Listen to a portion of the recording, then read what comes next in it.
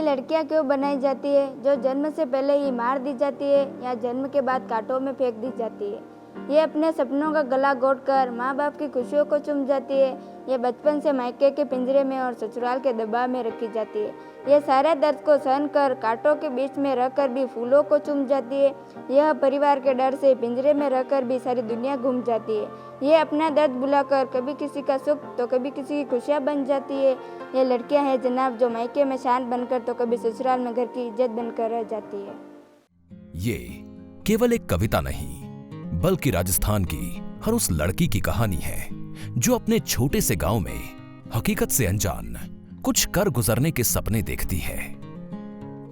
क्या आप जानते हैं, राजस्थान के ग्रामीण क्षेत्रों में आज भी किशोरियों को पढ़ने की आजादी नहीं है। करीब 74 लाख किशोरियों में से, जो कि राज्य की कुल महिला आबादी का 22% हैं, 11 लाख की शादी 18 साल की कानूनी उम्र से कम में हो जाती है, जो कि इन्हें स्कूल छोड़ने, जल्दी गर्भधारण, यौन शोषण एवं घरेलू हिंसा जैसी बेड़ियों में बांध देती है। सामाजिक कुरीतियां भले ही इन्हें रोकें, पर राज्य सरकार और IPE ग्लोबल के उड़ान प्रोजेक्ट ने इन बच्चियों को आत्मनिर्भर बनाने की ठान ली। उड़ान ने न केवल किशोरियों में जल्दी गर्भधारण की सोच को बदला, बल्कि उन्हें पढ़ाई करने और उनके सशक्तिकरण के भरसक प्रयत्न करे। इन प्रयासों में किशोरियों की छात्रवृत्ति, प्रजनन, स्वास्थ्य एवं गर्भ निरोधक जैसे मुद्दों पर काम किया गया। So one of the ways that we are trying to achieve this objective is to ensure that girls go to secondary school, especially those who are from the marginalized populations. And the intervention that we do is basically we are trying to improve the access to the government's pre-matric scholarships that are there. मेरा नाम मोनिका है। मैं कक्षा 10 में पढ़ती हूँ और मेरी उम्र 15 साल है। मेरी शादी छोटी उम्र में हो गई थी बड़ी बहन के साथ, क्योंकि पैसे कम थे, इसलिए मेरी भी शादी बड़ी बहन के साथ कर दी। मैं शादी नहीं करना चाहती थी, क्योंकि मेरे गांव में कई बच्चों की शादी हुई है जिससे उसकी पढ़ाई छूट गई, इसलिए मैं शादी नहीं करवाना चाहती थी, मैं पढ़ना चाहती थी। छात्रवृत्ति के मिलने से मैं मेरी पढ़ाई का सामान पूरा खरीद सकती हूँ और पापा को भी सहायता मिल सकती है। मेरा गौना अभी नहीं करे, ये पिताजी ने ससुराल वालों से कह दिया है, क्योंकि मैं पढ़ाई करना चाहती हूँ और मैं पढ़ लिख कर डॉक्टर बनना चाहती हूँ। मेरा नाम अंजलि है, विलेज फोनपुरा, 11th क्लास में पढ़ती हूँ। 2019 में पहली छात्रवृत्ति मिली थी, इसलिए मैं अपनी आगे की पढ़ाई अच्छी तरीक़ा से कर पाई। मैं कक्षा 8 में पढ़ती थी, तब मेरे घर के ने दबाव डाला था कि लड़की अब तो बड़ी हो गई, उनकी शादी कर दो, पर मुझे तो आगे बढ़ना था, पढ़ना था, इसलिए मैंने मना कर दिया मम्मी पापा से। मुझे आगे बढ़ना है, इसलिए मैंने स्कूल की सलाह ली थी। मैं एक मिसाल हूँ और जल्द शादी का विरोध करती हूँ। अगर उड़ान ना होता तो मुझ में यह हिम्मत ना आती। मेरा नाम निशा वर्मा है। मेरे पापा का नाम श्री कुंदन वर्मा है और मम्मी का नाम श्रीमती श्वेता देवी वर्मा है। मेरी मम्मी पापा दोनों ही मजदूरी करते हैं और उन मजदूरी के पैसों से वो हमारा घर का खर्च चलाते हैं। और हमारे स्कूल से जो 6ठी क्लास से छात्रवृत्ति फॉर्म भराए जाते हैं, जो कि जिससे हमारा जो छात्रवृत्ति का पैसा आता है उससे हम अपनी कॉपी किताब पेन इत्यादि खरीद लेते हैं। जैसे कि हमारी आवश्यकता चीज़ जो भी है वो भी खरीद लेते हैं हम। मैं पढ़ लिख कर कुछ काबिल बनना चाहती हूँ। मुझे कॉलेज का प्रोफेसर बनना है। उड़ान से हमें बहुत फ़ायदा मिला है। उन्होंने हमें छात्रवृत्ति बनने के लिए प्रोत्साहित किया, जिससे कि हम अपनी छात्रवृत्ति समय समय प्राप्त कर सकें और जिससे कि हमारी पढ़ाई में रुकावट न आए और हमारी आवश्यकता की चीज़ें उस छात्रवृत्ति के पैसे से हम खरीद सकें। इसलिए उड़ान फाउंडेशन को मैं अपनी तरफ से धन्यवाद देना चाहती हूँ। यदि हमें अपनी किशोरियों को सशक्त बनाना है तो हमें उड़ान प्रोजेक्ट की रणनीतियों से सीखना चाहिए और उनको अपनाना चाहिए। जैसे कि हमारे यहाँ 2018 से पूर्व छात्राएं बीच में ही विद्यालय छोड़ देती थीं और उनके माँ बाप भी आर्थिक समस्याओं की वजह से उनकी जल्दी शादी करा देते थे। हमारे उड़ान प्रोजेक्ट के साथियों ने विद्यालयों में आकर के उन छात्राओं को छात्रवृत्ति के लिए संबलन प्रदान किया और आज छात्राएं वो आगे भी अपनी पढ़ाई जारी रख पा रही हैं, क्योंकि उनको आर्थिक संबलन मिल रहा है। उड़ान प्रोजेक्ट ने राजस्थान के माध्यमिक विद्यालय में लगभग 52,000 अतिरिक्त लड़कियों के नामांकन की सुविधा का दावा किया है। ये अनुमान लगाया गया है कि इन लड़कियों को माध्यमिक विद्यालय में दाखिला कराने से लगभग 17,500 समय से पहले शादियों को रोका जा सका।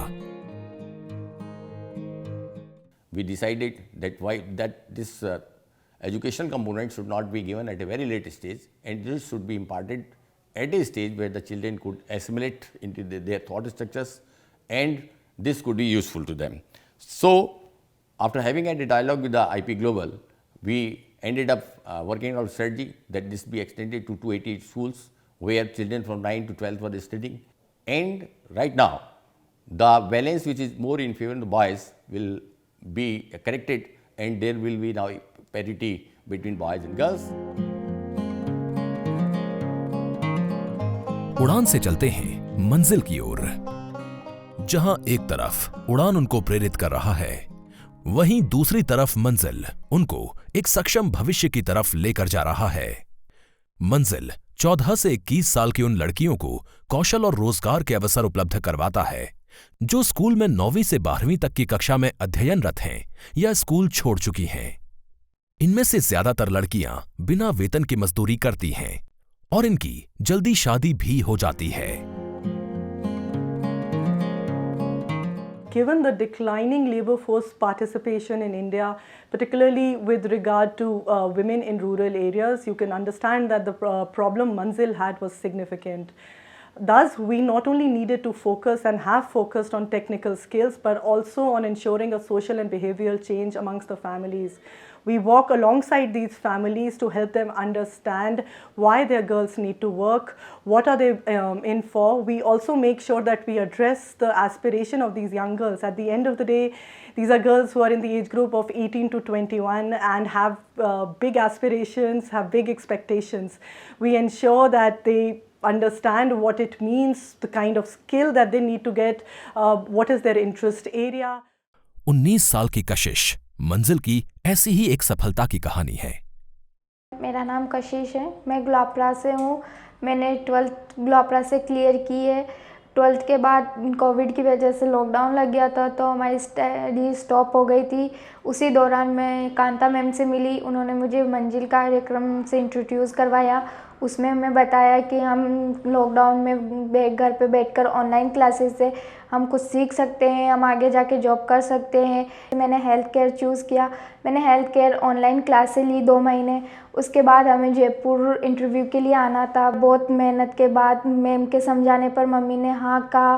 फिर मैं यहाँ जयपुर इंटरव्यू के लिए आई थी। यहाँ पर आने के बाद हमने इंटरव्यू दिया। यहाँ क्लियर होने के बाद हमें जॉब मिली। हमें यहाँ सिखाते हैं पेशेंट केयर करना, और आगे इसके चलते मुझे 1 साल होने को आया है, और इसके बाद मैं आगे और कुछ स्टडी कंटिन्यू करना चाहती हूँ।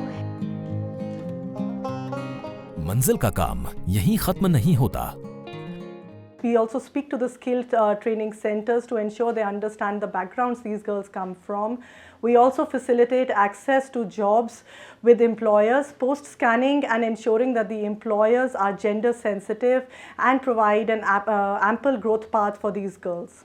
We have also rejected employers that did not meet our profile or did not promise a career growth path to these girls. लड़कियों के कौशल विकास में निवेश उनके सशक्तिकरण और भारतीय अर्थव्यवस्था के लिए महत्वपूर्ण है, और मंजिल योजना देश को इस दिशा में एक कदम आगे बढ़ने में मदद कर रही है।